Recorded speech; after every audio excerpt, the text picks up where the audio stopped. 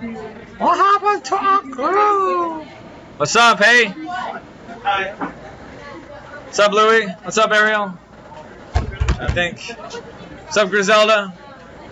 Alright, I'll see you by myself. What's wrong with your group? Did it get messed up? Fix it. Fix it. Drag desk over there? I want to drag desk over there. Oh, God. Yeah.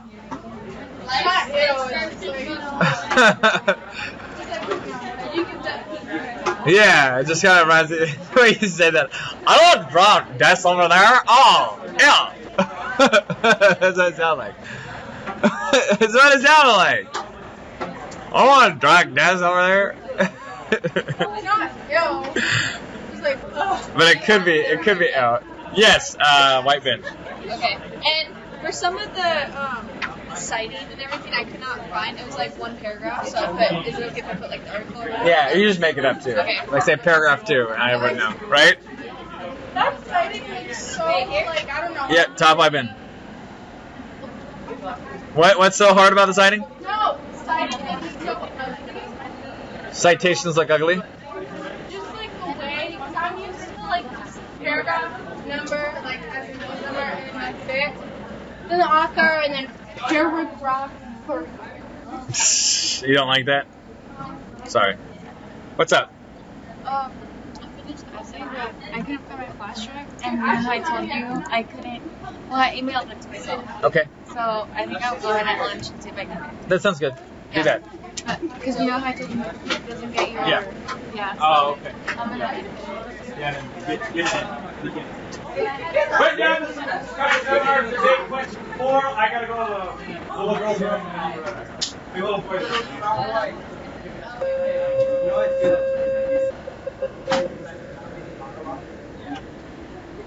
No.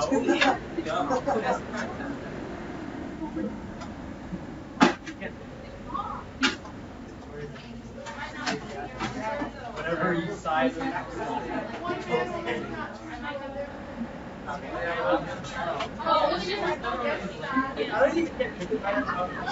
Oh, dude, not any go. Then I'll just do. Did you guys Oh, yeah. like read for? Yeah. Anna took notes. Yeah, she said you're like. What is it again? Oh yeah. They did.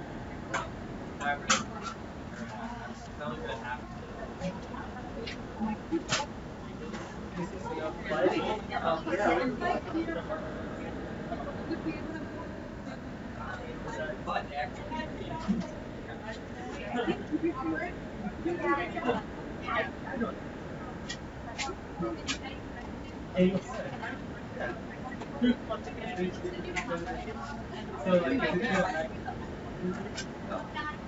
that's fun. That's concept, you know. It does. I know, but if you take those back, it's fun. What? Why are you here? Time I ate a slug.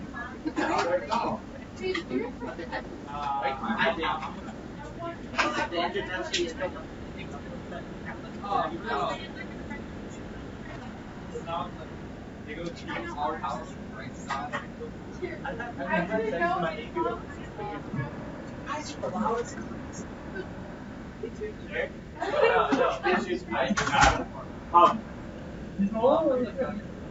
because everyone's super quiet all the time. They're boring.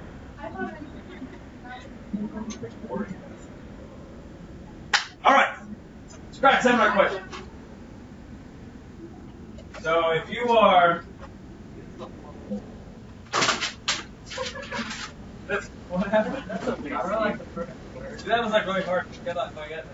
Yeah, I can go.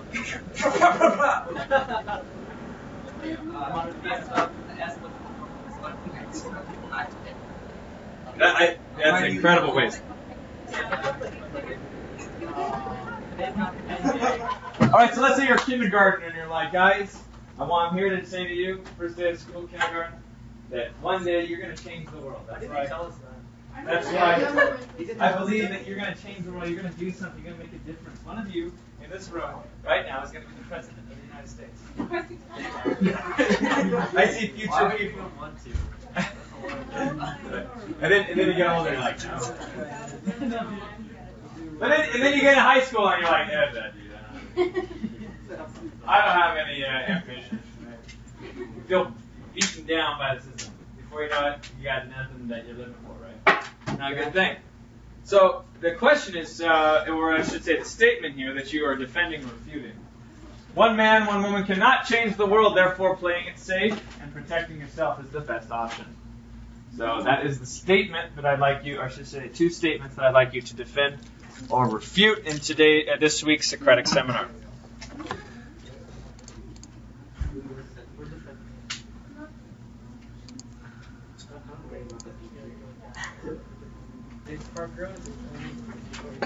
Once again, Socratic seminar question: one man / woman cannot change the world, therefore playing it safe and protecting yourself is the best option. Do you agree or disagree with that statement? Argue for which side you are on. Make sure you have that written down. Guiding questions include: what is the meaning of the how? Does it matter how you do something? What does change mean? And is it ever wrong? Is it always wrong to play it safe, or is it wrong to play it safe even when you could do more? Is playing it safe always a good thing? Especially you guys advanced kids, advanced students, you have this sort of unique contribution because you have some extra skills, you have some extra drive and motivation, perhaps some extra background that helps you along with the process. Do you want to play it safe, or do you want to achieve more and go outside your comfort zone? Challenge yourself a little bit. Or you always like to be on top of the easy stuff? I have a lot of students in my regular classes that should be in advanced classes, but they don't like to challenge themselves. I ask them, why are you in here? Why aren't you in a... Dude, I just love having an A and not having to do anything about it. Like, oh, it sounds good. It sounds appealing, doesn't it? To not have to go outside of your comfort zone, challenge yourself a little bit, actually have to revise the paper. See, then they revise it maybe once, and then they're not able to do much else than that. But you guys are doing it a couple times right, and you're able to roll with it, even though it's a little hard. You're like, what? Why am I great like this? Getting out of your comfort zone, being challenged a little bit more beyond what you've known before. That's the hallmarks, perhaps, of an advanced class or advanced student. Or maybe someone who's willing to change something, huh? Talking to you. Yeah. All right. 5 minutes talking to your teams right now. I want to know who's going to be in there. I agree with that. Talk about it, and then we will start reading. 5 minutes, go. I'm good at letting go again. Yeah, so I go with the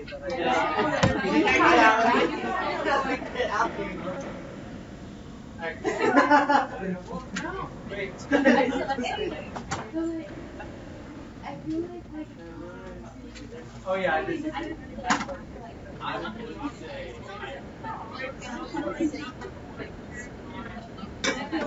Oh yeah.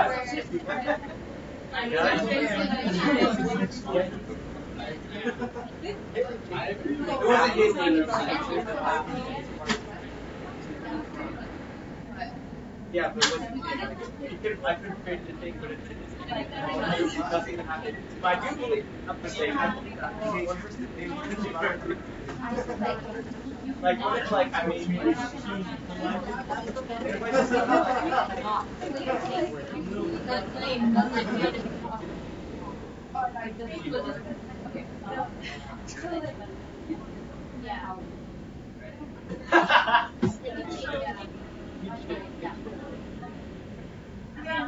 I don't care. Yeah, I guess. Yeah. Honestly,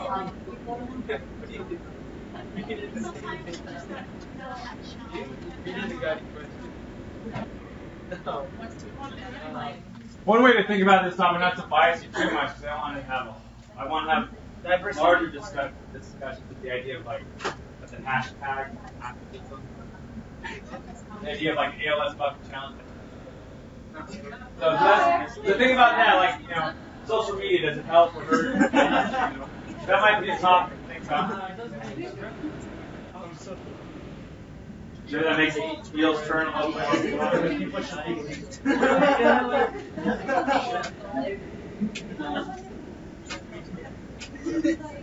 Yeah.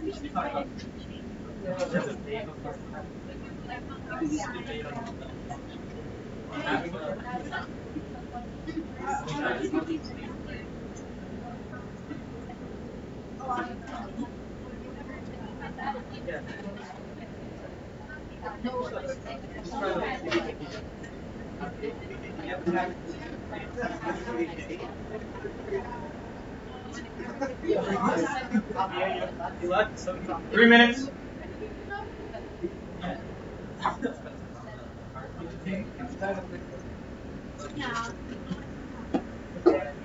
So we're gonna sign. I mean, we're not. What happened to? Why do you? Because one place. Yeah. Okay, just the one you made it on the computer. Yeah. How does it even work? You just watch the video. Yeah. Close out. No. I'm seeing John. Yeah. Oh, really? Yeah. You are.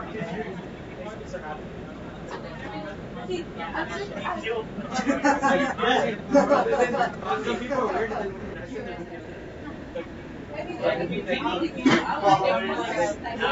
Yeah, one person.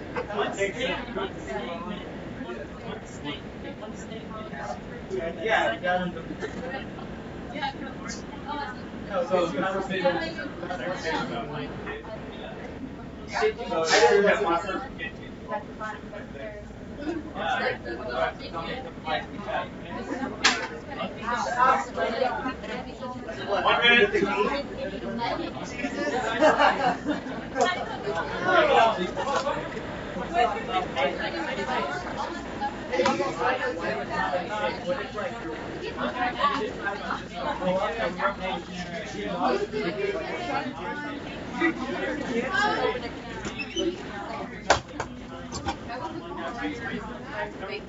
That's over right now.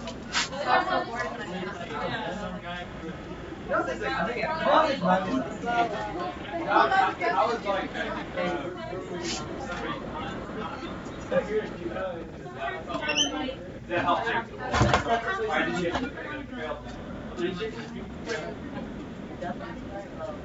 right. Even without it.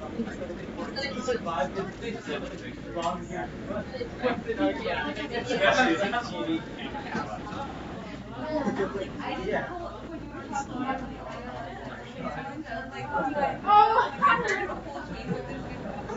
Oh, really?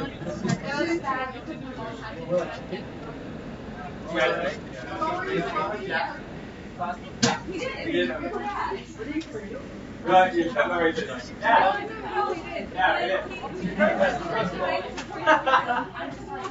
That's when you I have an all for the antics. I don't. I donated $5. To water well. Maybe $200. Awkward. How did the awkward like? Awkward. I'd be like, what?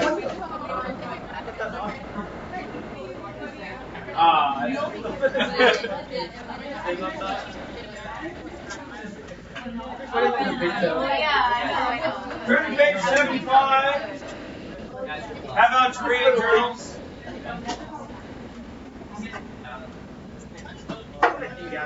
And let me see. Thought I had.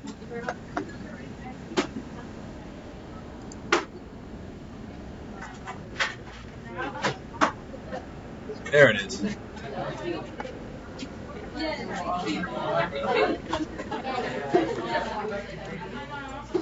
Agendas here real quick, so I forgot this part. Debate question, calendar check. I'll do the calendar check. Someone remind me the last 5 minutes of class. I'll go around, make sure your calendars are good. I don't expect any problems with that. Just let me know. I want to get moving on, though. I want to read today. Themes, the themes worksheet. You should have that out and write down one of the themes. We can write that down together some way, halfway through the book. The part of the book, the part of the reading today. Statement matters. You should be getting around 10. You should have about 10 done. Okay, if you don't, then that's what you want to get caught up for. Notice I just have one there for you today because we're going to get caught up. By the end here, we want to have about 16 by the end of the week, if we can write enough. Tomorrow we're gonna do a physical challenge. It's like a moving around game, kind of constructing quotes and that sort of thing. So I'll talk more about that tomorrow. Character 2, do a worksheet on characters if we have time for that, unless it goes the whole period. Life Hack Wednesday will be on public speaking, so you'll stand up and give me a persuasive speech and do a little bit of that kind of stuff. So That's awesome. It's important, right? It's important to have kind of some confidence, not have your crutch words, that sort of thing. So every one of you, some of you are really good at public speaking, some of you are going to be like me in high school. Shut up, Johnny! Do you ever have people do that in your guys' presentations? Like they'll go through the presentation and then they'll like stop and like look at like their friend or whatever and go. Yeah. You ever see that? Like they're talking. So pretty much like our topic is on the cell. Shut up, Johnny. So like they're all cool, like they don't care about it. Yeah. Did you actually like suck in high school, or are you just trying to make us feel better? Did I actually like suck in high school? Like public speaking. Yeah, I was really bad. Oh. I mean, I could kind of do it. My senior year, I was getting good at it. What I liked doing was debating. So once I had a prep debate, I felt pretty confident. But if I were to do any type of presentation where I had to look at a PowerPoint, it was hard. Like, there's people looking at me. I don't know. I got over that though, being a teacher. Actually, my first few years of teaching was very feeling weird like that, and then it just kind of like whatever. And then you do it every single day. You're like, all right, kids, shut up and work. You know. Hi. How are you? What do you need? No, we're just saying hi. Bye. Okay, bye. Your test was terrible. Glad I ruined it for her.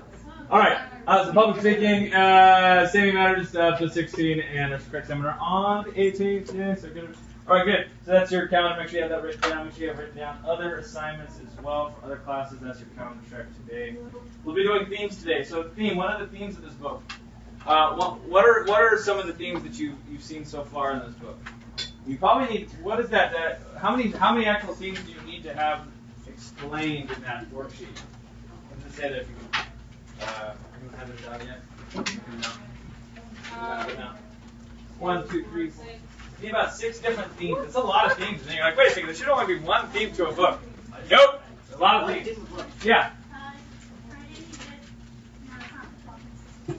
It should be the 16th. You're right. Sorry.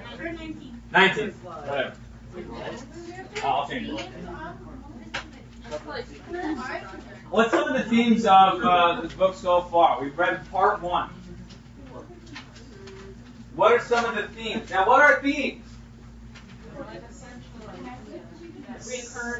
Central idea that occurs more than once. You see it kind of as different events of the story, and you kind of bring them together as a principle or some other type of observation that the author makes about society. It's topics that are discussed and creating a position on. What's one topic in this book? If you want to use that word, huh? Censorship. You should have that written down. That's theme 1. The idea of censorship. Now I want to be more specific, though. What kind of censorship according to Beatty? Who is doing the censoring? Is it the government? Or was it the people? Self-censorship. The idea of being voluntarily a part of the censorship. Voluntary censorship. So be more specific, because you guys are advanced kids. Be more specific. Voluntary censorship. Who's doing the censoring? How does this book relate a concrete idea about voluntary censorship? Bradbury is not making you afraid or not commenting on the idea that a government can come in as a foreign agent and suppress a people's expressions or creativity or need to learn.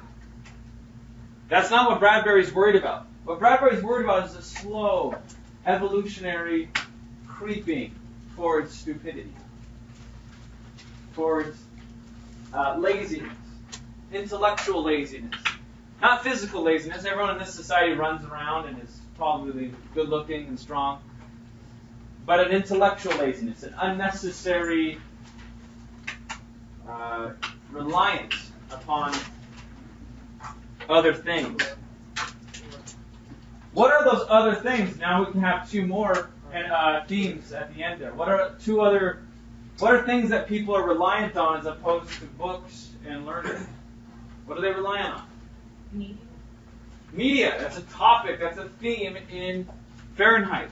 How does the media play a role in this story? What does Bradbury say about society? He's doing a commentary on society based on some concrete details. You can write that down as well. Media. Particularly, you can say entertainment, or that could be a separate theme. Either way, as long as you can argue it. Media creates this narrative, creates a story, a false story, of how the world operates. We talked about that with the science of television watching, how it creates a fragmented reality of very, very fast, speed up, slow down. It truncates time. It creates two-dimensional weird objects, especially cartoons and cartoon violence. And the way that the brain operates when it's watching television is a passive endeavor. The brain is not needing to seek out the information because it's right there in the media through the eyes. That's something Beatty was, again, trying to describe it, a good example of a character that is saturated by media. Who in the book is saturated by media? Mildred, right? His wife. Good. So she could be a prime example and an example for your themes.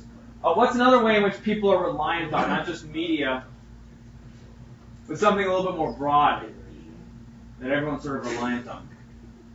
What are we reliant on today to do our thinking for us? Technology, computers. That could be another aspect. Not only is Bradbury commenting on media and how the words that we use in our stories that we tell of the way the world is can be distorted, but there's also literally the devices that can bind us. The very fact that technology can create an illusion of a reality that doesn't actually exist. I love my desktop on my computer. It doesn't have any files on it other than the trash bin. It has a beautiful background. Everything's all filed perfectly. And sometimes I start feeling like real life is messy. I can't ever get the toys cleaned up in the trash can. I wish I could just press a button and just have it instantly all go like the way that my computer is. My computer is organized. Life is messy. Technology gives me a false sense that there is something easy about the way in which the world works. Technology gives me all sorts of ease of access. There's a comedian once who talked about how technology made us lazy and stupid. Obviously, that's an easy thing to point fun at, but he had a point about it. He said, you know, it used to be that when you walked on down the street, and all of a sudden you had a thought, you're like, where's Tom Petty from? You couldn't just instantly look. Now it's like, oh, Tom Petty. Oh, okay, I know. And you have no idea. There's no mystery to life anymore. There's no moment in which your life is totally void of an answer. You're not questioning anymore. So it used to be that when you think that thought, oh, where's Tom Petty from? And you think about it, you're like, I don't know. And you spend years, because you don't know how to find it, right? So you spend years just thinking about where's Tom Petty from? Where's Tom Petty from? And before you know it, you're going to bump into somebody else, and they're going to know the answer, and it's going to like change your life. It's going to blow you away. And you're going to get married to that person. She's like, Tom Petty's from Florida. You're like, I love you. And you're going to get together, and it's all because you didn't know something that you now have known your wife. I don't know. It's just a silly kind of commentary on how we don't have any mystery. So therefore, our connections sometimes suffer. 75, 76. Let's go and move to that. Part 2 is sand in a sieve. What's that idea based on that analogy? What is a sieve? Seed. Don't look it up. So you have mysteries. Watch your phones. Pick it up. What is a sieve? A couple of different types of sieves. You have like ones that are like vices that kind of push things together, like a vice grip. It could also be like a funnel. So sieves are things that sift. But if you have sand going through something that's supposed to grasp something and keep it in place, what is the standoff thing going to do? It's going to run out. So this is how words feel to Montag when they start reading. Right now he's struggling to read all the books that he threw down from his ventilator group. He doesn't know what to do about it, but he's got someone that he knows on file. His name is Faber. Faber's one of the characters, the second character that's in that Beatty, actually Clarice, and then now Faber. People who are changing his personality, changing his development. I think we left off with the story that Montag talked about with Faber about the experience in the park. Faber's kind of doing code words and poetry. Montag wasn't angry at all with it and kind of kept him on as a potential threat or future investigations, but never actually called him because Montag has always been himself very curious. It said Mildred shrieked with laughter in the hall. She's trying so hard to push out this idea that Montag is doing, is reading books. Montag went to the bedroom closet and flipped through the file wallet to the heading Future Investigations. Faber's name was there. He hadn't turned it in and hadn't erased it. He dialed the call on a secondary phone. The phone on the far end of the line called Faber's name a dozen times before the professor answered in a faint voice. Montag identified himself and was met with a lengthy silence. I'm trying to find a page again. Oh, I'm sorry. It was 77, I believe, in the book. Is that what it is? Then basketball one. 75. Bottom 75. It's literally you say yes, Mr. Montag. And your favorite, right? So you're an older man. Yeah. Okay, give me a character. Yes, Mr. Montag.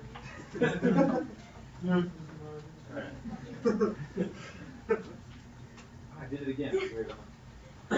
Professor Faber, I have a rather odd question to ask. How many copies of the Bible are left in this country?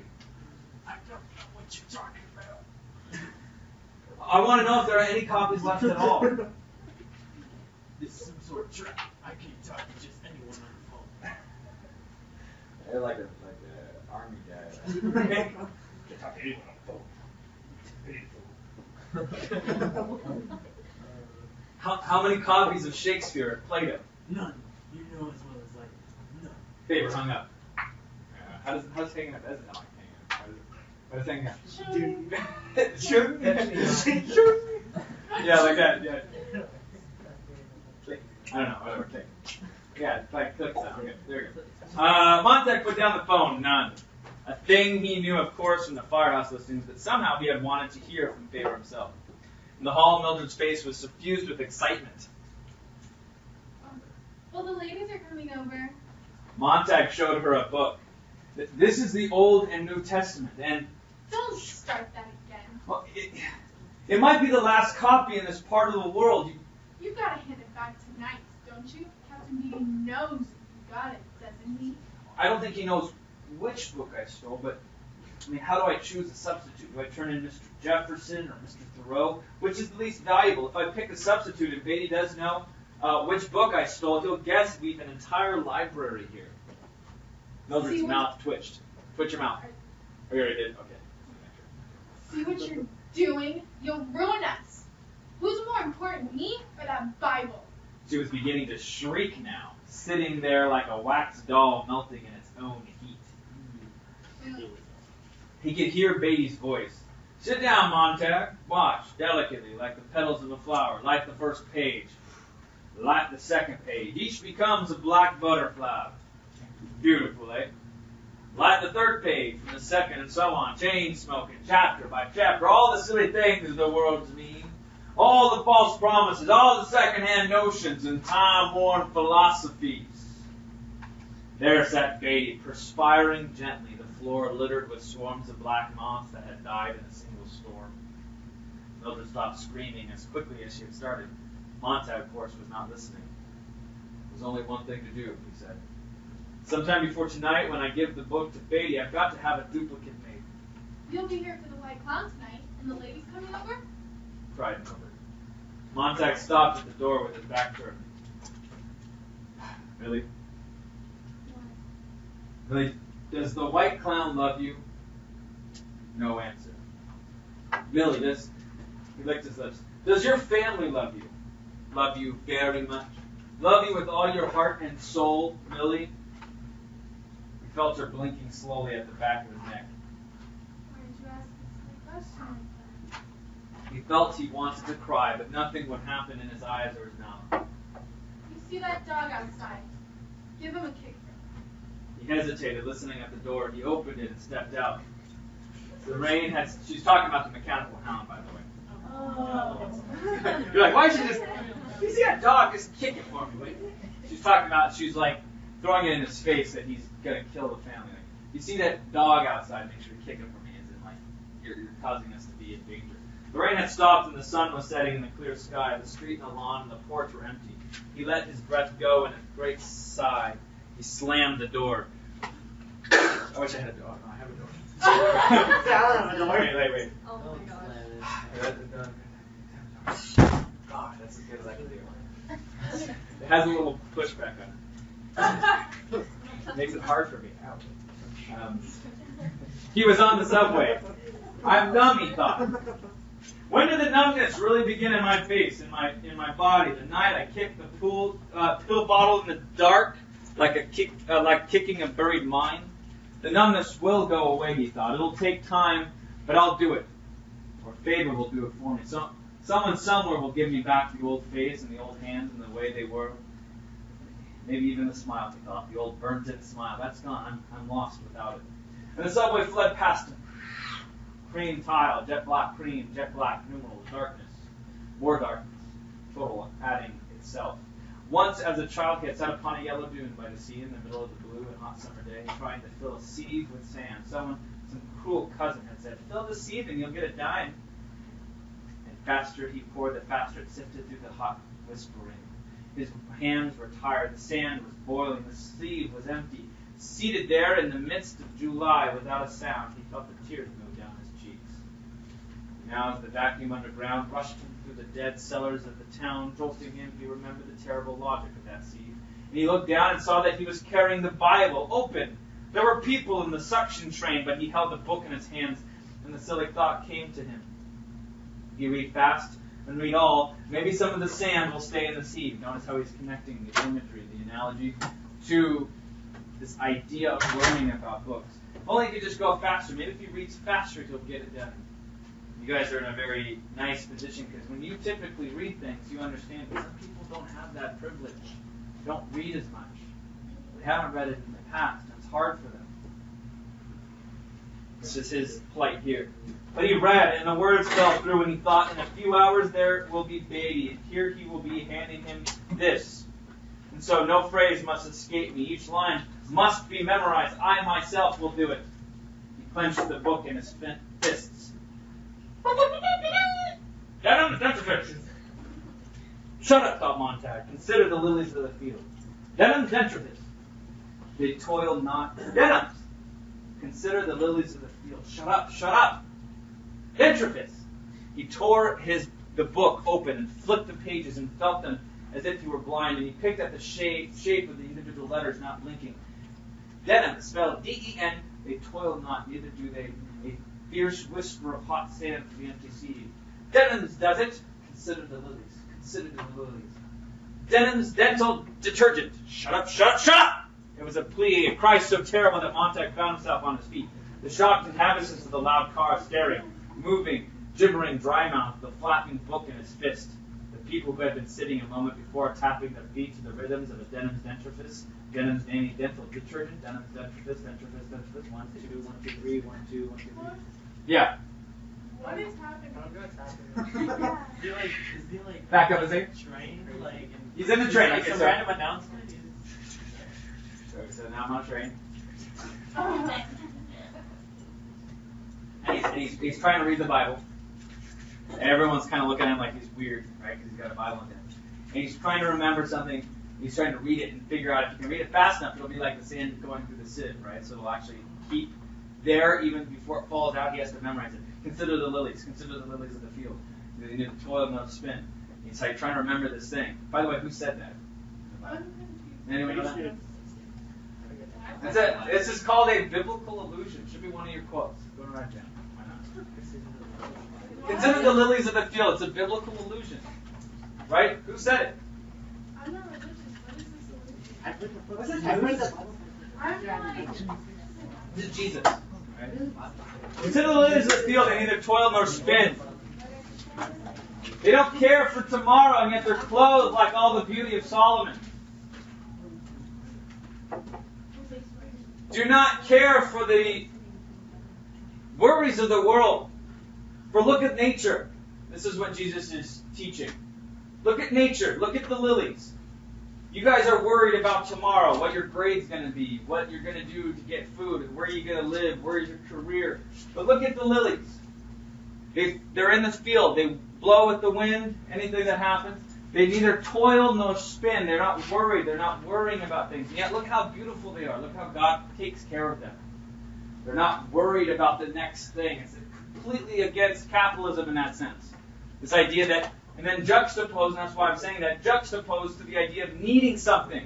Denim's dentifrice. Denim's dental detergent. No, get something. You gotta learn, gotta do good teeth, gotta look nice. Nice clothes, yeah, and this is what's going on through the PA system of the subway. So he's trying to battle the commercials. It's sort of like your own head. All you guys know things about television. You guys know little jingles. Okay, like any good neighbor, State Farm is there. Really? State Farm is my neighbor? No, he isn't. But they want you to think that because they're trying to get money from you. How is that different than consider the lilies? You want something, right? You need something. You'll always need something. That's the whole point of commercial advertisement. And so he's trying to develop the opposite. That's what's happening. Does that make sense now? He's trying to read something about the opposite, how to actually be content with things. But he doesn't understand it, just like you didn't understand it. You're learning it for the first time. Cool. He screams out, what do we have? We have time, right? Yeah. Okay. Right? I feel like I saw people kind of start. Like, what? We have how many times? Yeah, cool. So, everyone's looking at him like, what's going on? And they've got this rhythm here. Denim's dentifrice, denim dandy dental detergent, denim dentifrice, 1, 2, 1, 2, 3, 1, 2, 3. The people whose mouths had been faintly twitching the word dentifrice. The train radio vomited upon Montag. In retaliation, a great tonload of music made of tin, copper, silver, and chromium and brass. Dubstep, right? The people who were pounded into the submission. They did not run. There was no place to run. So right?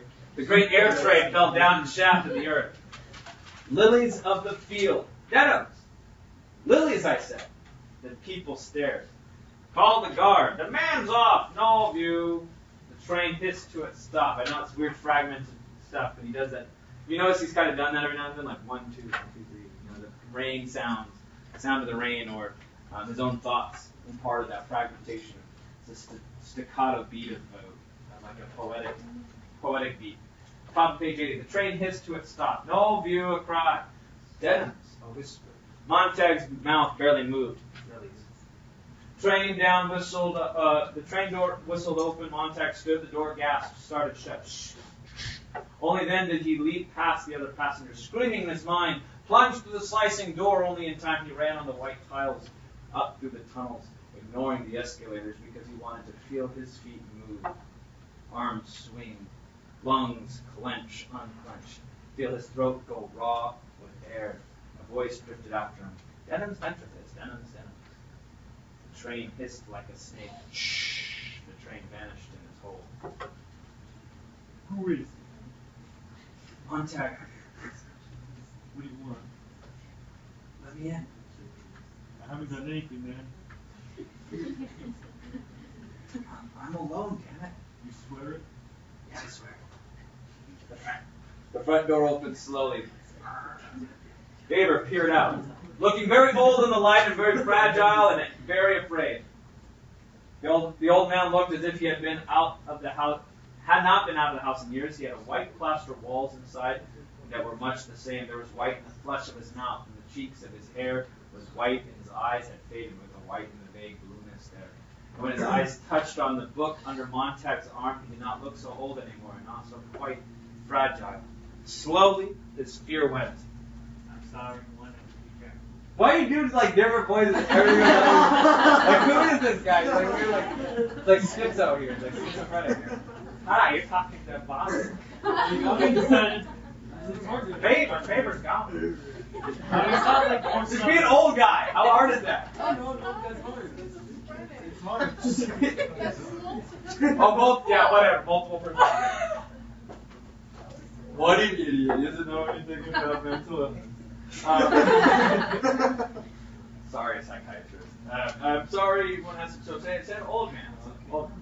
I would do it, but it'd be like too comedic, you know? No, I'm sorry. It's basically just like your voice hurts. That's an old guy. I'm sorry, one has to be cured. Less than that. So a little bit more soft. Can you use a softer voice? Okay, that's good. Whispering. Just do it like, just repeat after me. I'm sorry. Okay, yeah. I'm sorry. You looked at the book under Montag, so Ivan could not stop. So it's true. Good. Montag stepped inside, the door shut. Sit down. Oh, sorry, you said that. Sit down. Montag Faber backed up as if he feared the book might vanish if he took his eyes from it. Behind him, the door to a bedroom stood open, and in that room, a litter of machinery and steel tools were strewn upon a desk top. Montag had only glimpsed before Faber, seeing the Montag's attention diverted, turned quickly and shut the bedroom door, and stood holding the knob with a trembling hand. His gaze returned unsteadily to Montag, who was now seated with the book in his lap. His shoulder. Faber, for the first time, raised his eyes and looked directly into Montag's face. No, said Montag. My wife's dying. A friend of mine's already dead. Someone who may have been a friend has burnt less than 24 hours ago. The only one I knew might help to see. To see. Faber's hands itched on his knees. Sorry. Montag gave him the book. It's been a long time. Smell your book. Smell your book. Doesn't that sound like it would be like a good place for him to go? It's got that book smell. I love the book smell. That's not creepy. Alright, Faber turned the pages, stopping here and there to read. Shh. It's as good as I remember. Lord, how he changed the human heart. Christ is one of the family now. I often wonder if God recognizes his own son when he dressed him. Or is it just a myth? He's a regular peppermint stick now. Or shoot Christian Saturday. Or he isn't me. He knew that it's a certain commercial product that every worshiper absolutely. Okay, I like that quote. Hey, you can write that down if you like, but I like this one because it's another biblical allusion and it continues the theme here. One of the first books that, well, it's interesting. I wonder I'm assuming perhaps that Bradbury is a Christian or some other type of, or understands the importance of the Bible in terms of Western civilization or literature. But that's sort of the book where he starts with his character, that he happened to have stolen a Bible.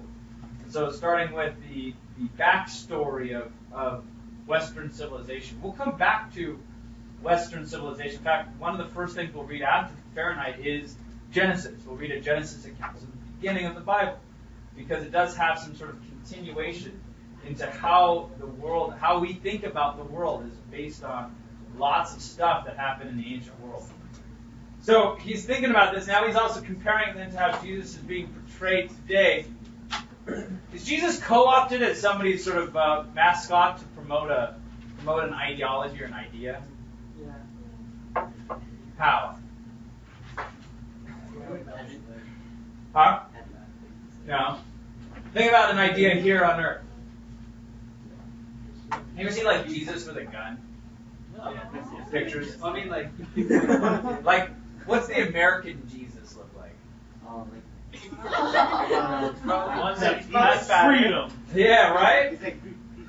Yeah, like the American Jesus. So think about how, or just how the depictions of Jesus over the course of Europe, right? Is Jesus a white guy with blonde hair, blue eyes? Well, he is in a lot of pictures, isn't he? So co-opting our ideas of who Jesus is in order to convey an idea. So it's just something to think about. I had someone over here had talked about Jesus as one of the central changing the world type characters. That might be something to bring up. Faber, and has Jesus really changed the world in that sense, or have we changed him? That's an interesting concept. Faber sniffed the book. Oh, he did actually. I remember that. This is the first time I've read that this year. I knew he sniffed the book. I remembered it. It was like made sense that he would do that. So sniff your book again. Okay? There you go. What is know that books smell like nutmeg or some spice or some foreign. I love the smell that one's out. I love it's like if you had a little higher voice, you'd sound like that dude from Family Guy. Hey, that paper boy.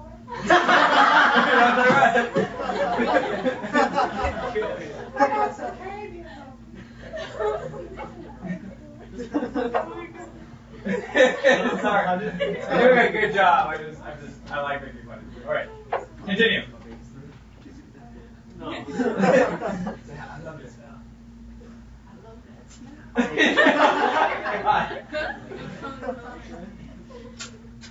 Like Lord of the Rings. Yes. Before we let you go. Okay, return the pages. Mr. Montag, you were looking at a coward. I saw the way things were going on. I said no. Write that down. That's a quote for your Socratic seminar right there. Where's one? Alright. Faber says, Montag, you're looking at a coward. I saw the way things were going a long time back and I said nothing. Keep going. I'm one of the innocents who could have spoken up. And I don't want no one to listen to the guilty. But I did not speak, thus became guilty. I did not speak and thus I became guilty myself. Playing it safe. Is it better to play it safe? Is it wrong to play it safe? When you're trying to protect just yourself? Or is it wrong to do that? He says that he thinks that he felt guilty on the end of that transformation of society. He thinks that he's part of the guilty. He literally might as well have been the people actually doing the bad stuff. Is that how you would feel or do feel when that happened? Keep going. You want me, you can write it and then I'll finish reading Faber's lines so you can write it. No, well, I guess the same. Okay. And when finally they said destruction began the books, here's the fireman. I grunted a few times, subsided, but there were no others grunting than the others. By then, now it's too late. Faber closed the Bible. Well, suppose you tell me why you came here. Well, nobody listens anymore. I can't talk to the walls because they're yelling at me. I can't talk to my wife. She's listening to the walls. I just want someone to hear what I have to say. Maybe if I talk long enough, it'll make sense, and I want you to teach me to understand what I read. Faber examined Montag's thin, blue-jowled face. How did you get straight to when the torch out of your I like that way he phrased that. What knocked the torch out of your hands? I don't know. We have everything we need to be happy, but we aren't happy. Something's missing. I looked around. The only thing I positively knew was gone was the books I burned in 10 or 12 years. But I thought books might help. Your hope is to remain. It would be funny if it was not serious. It's not books you need. It's some of the things that once were in books. The same things could be the part of families together. The same infinite detail and awareness could be projected through the radius of those. Oh, no. It's not books that all you're looking for. Take a read and find an old photograph records, old motion pictures, and an old friend. Look for it in nature. Look for it in yourself. Books are only one type of receptacle of historical logic we were created. There is nothing magical in them. But magic is only in what books say. How they stitch the patches of the universe together in one garment. Of course, you couldn't know this. Of course, you still can't understand what I mean. You're intuitively right. That's what counts. Three things are missing. Okay, wait, before you go to that. What is Faber saying? Someone try and reiterate that. Explain it to me. But the information in the books are more important than Oh, that's a good way to describe it. What does he mean by information? so like I guess the life lessons start with books. Life lessons, okay? We can start there. I'm Montag, and I want to learn what's in books. How do I go about this? Why am I wrong to say that everything that's gonna make me happy is in books? What is you're mentioning the idea of information, life lessons. What else is in book? What else is is in books, but doesn't necessarily have to just be in books. That would be important for my happiness.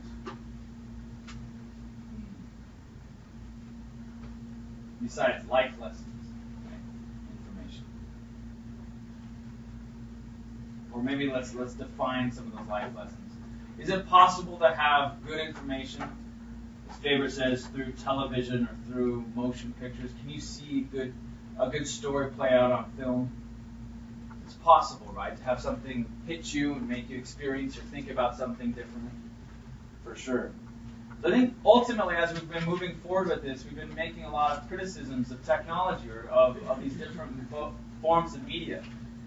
But here Faber in one sort of paragraph described very clearly what is, it's not the problems with the television itself, it's what's on it, it's what they choose to write on it. If you have a question, you just keep that up. All right, so he's going to tell us 3 things that are missing. What are those 3 things? You can maybe make a prediction of it as we read 83. Continue, Faber. Do you want me to do it so that you can write? Because I can do it. I like reading. All right. Man, you seem to be entertained whenever I speak. I do. I am entertained. I'm always entertained. Number 1. Number 1. Do you know why books such as this are so important? Because they have quality. What does the word quality mean? To me, it means texture. This book has photos. It has features. This book can go under the microscope. You can find light under the glass. Skimming past its infinite profusion. The more porous, the more truthfully records details of last per square inch you began on a sheet of paper, the more literary you are. That's my definition anyway. Telling each and every read. The good runs touch like art. The mediocre ones are a quick hand over. The bad ones braver, leader quick time. Yikes. Notice that whole paragraph is built using just metaphor. The whole thing is just, so it's probably going past Montag a little bit. You know, books are like, they have quality, they have texture, they have pores. Put it under a microscope, you can see life there. What does that mean? You can't actually literally put a book under a microscope and see life there unless I'm looking at some organisms from your dead skin that have been placed here beforehand. Some flesh-eating bacteria or some other diarrhea bug. some bug that's growing on there. What does he mean by that? If you put it under a microscope, it's life there. It's got quality, texture, pores. What does that mean? Huh? It's valuable?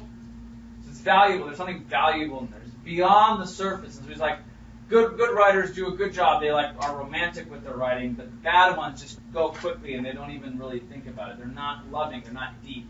Yeah. It's the way they can connect, like in here, how they connected the Bible to advertising. It's how they make you think and Good. question things. Weave a story, contrasting things, telling you ideas, but not just explaining the ideas, but showing you the ideas through characters. That's what story is all is getting you to think about a character, bringing it out, and showing the wovenness of people's emotions and knowledge and details all kind of wrapped up together. That's my definition of telling detail first. Okay, continue reading. So now do you see why books are hated? So now do you see why books are hated? They show the poorest in the faces. The comfortable people want only wax smooth faces, organs, hairs, expression. We're living in a time where flowers are trying to live on flowers instead of growing in good green, like alone. Even fireworks, for all their prettiness, come from the chemistry of the earth. Yet somehow we think we can grow cream on flowers, but cream is sacrifice. You know the legend of Hercules and his caves? The giant wrestled with strength was incredible, so long as he stood firmly in the air. But one thing was held fruitless in midair by Hercules, he put a sheet. If there is something in that legend for us today in the city, in our time, now it's insane. Well, there we have the first thing I said. We need quality, texture, information. And the second? Oh, we have plenty of off hours. Off hours, yes. For time to think. If you're not driving 100 miles an hour, I fled for a European.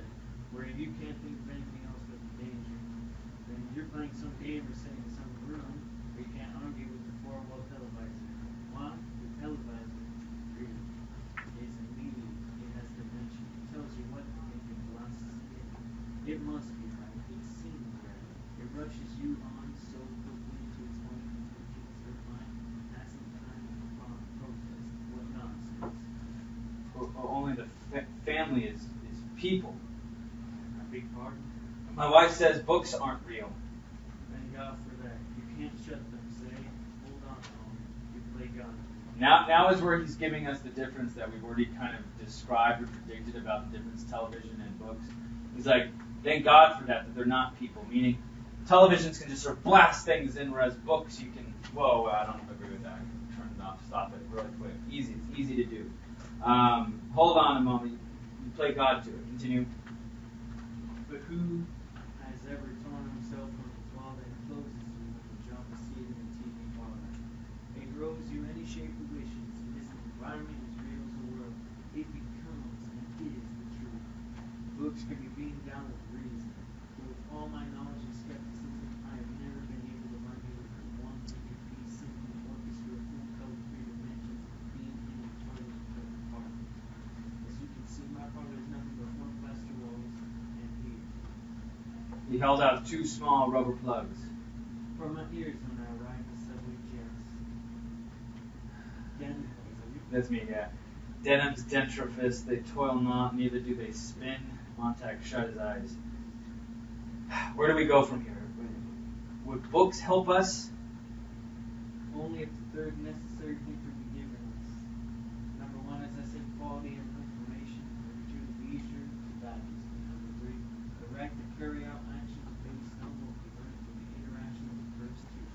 And I hardly think the very old man and the fireman turned sour could do much this late in the game. Can a fireman and a old man do something to change things so late in the game, change the world? This is your correct semi-topic.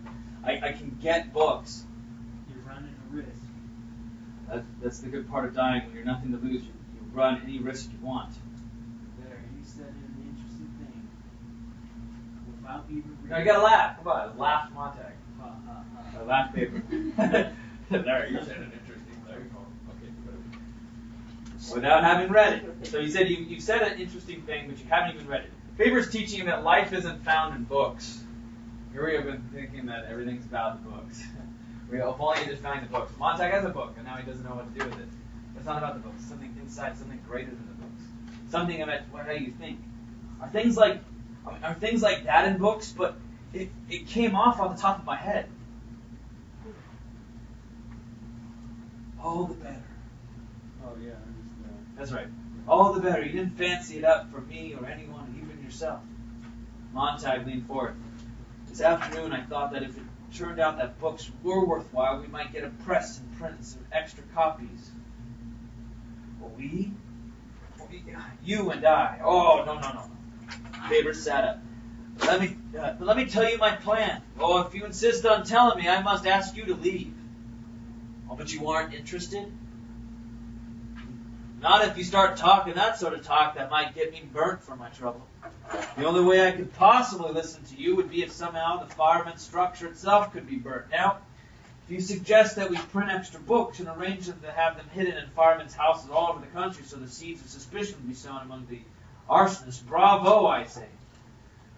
I'll plant the books, turn an alarm, and see the firemen's houses burn. Is that what you mean? Faber raised his brow and looked at Montag as if he were seeing a new man. I was joking. If you thought it would be a plan worth trying, I'd have to take your word it would help. Well, you can't guarantee things like that. After all, when we had books that we needed, we all still insisted on finding the highest cliff to jump off. But we do need a breather. We do need knowledge, and perhaps in 1,000 years we might pick smaller cliffs to jump off. There's Caesar's Praetorian Guard whispering at the parade roars down the avenue. Remember, Caesar, thou art mortal. Most of us can't rush around, talk to everyone, know all the cities of the world. We haven't time, money, or that many friends. The things you're looking for, Montag, are in the world, but the only way the average chap will ever see 99% of them is in a book. Don't ask for guarantees.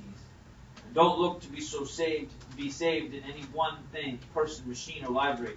Do your own bit of saving, and if you drown, at least die knowing you're headed for the shore. Faber got up and began to pace the room. Well, asked Montag. You're absolutely serious. Absolutely.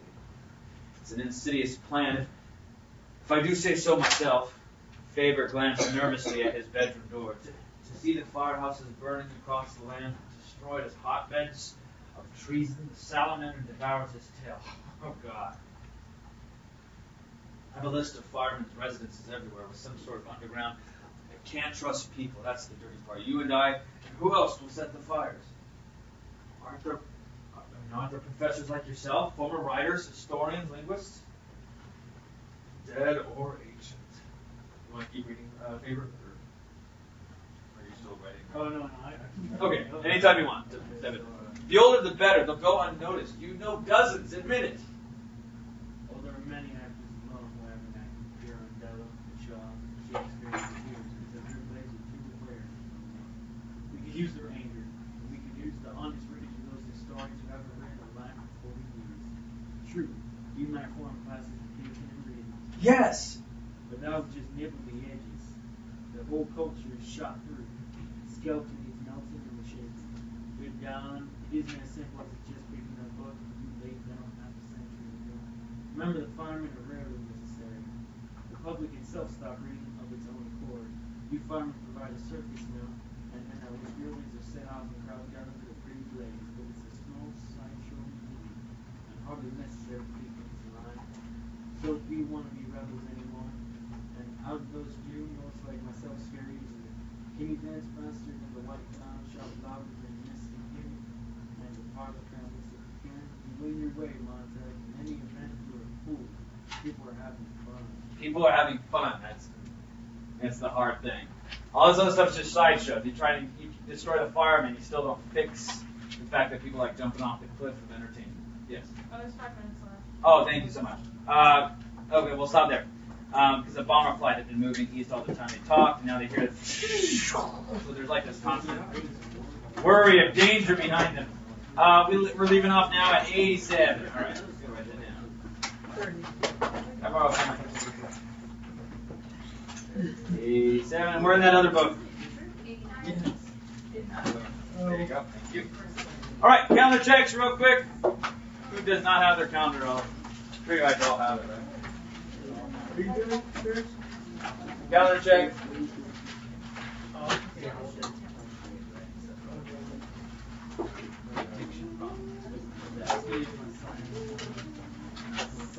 Group project. That's a good project, though. No activity. What? No activity. That's the post. That's what? Storytelling. Where's that? Storytelling. I read one of Dallas.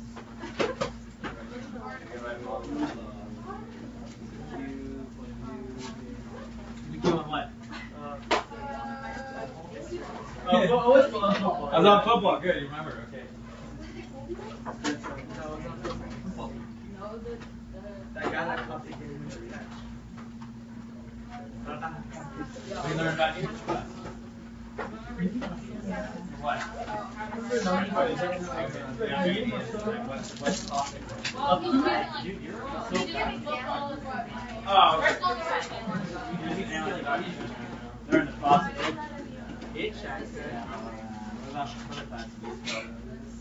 Come on, dude. I don't need to do it for any other class. I mean, Africa just like, I write my homework on my homework reply. What is that? Thursday, scratch and Oh, yeah. Give it another.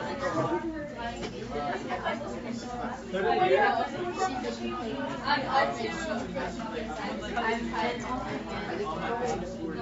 got It was like I'll study for and then by the time we were done, it hit. Yeah, you guys.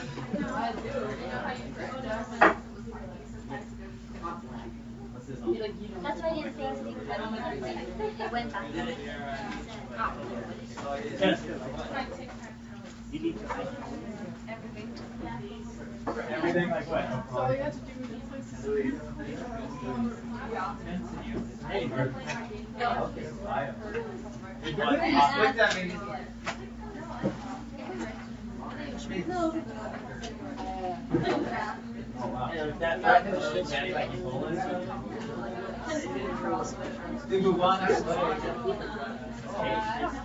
Well, like a fleshy virus, fleshy bacteria.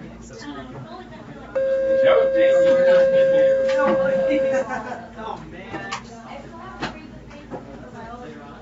Geometry test. We learned about geometry. Yeah, good luck with that. Like what? Let's stop.